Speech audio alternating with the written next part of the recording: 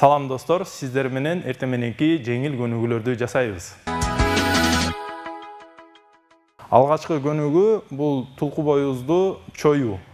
Эң негизгиси буттун аралыгын алысыраак отурабыз. Бир аз отурабыз, аягына чейин отурбайбыз.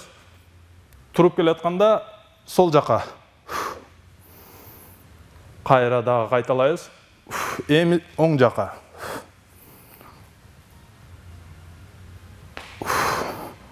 Курсак каптал булчуңдарын чоёбуз.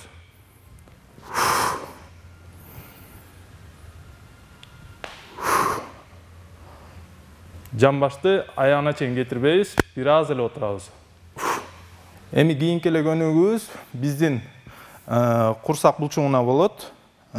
Алдыбызга кичинекей жайма керек болот.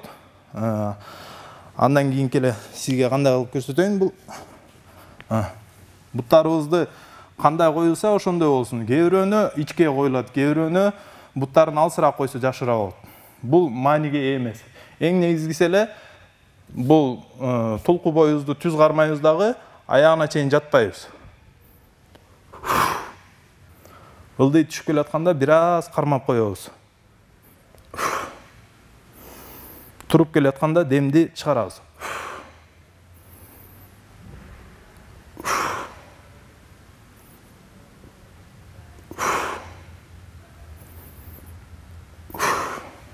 Эми үчүнчү көнүгүүбүз бул жамбаш булчуңдарына. Эң негизги эле бул приседание биздин.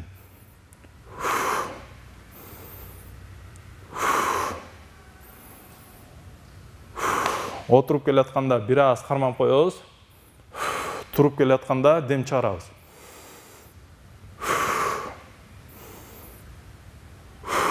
Отуруп атканда жамбашты артка алабыз. Тизе буттун учунун алдынан чыкпашы керек.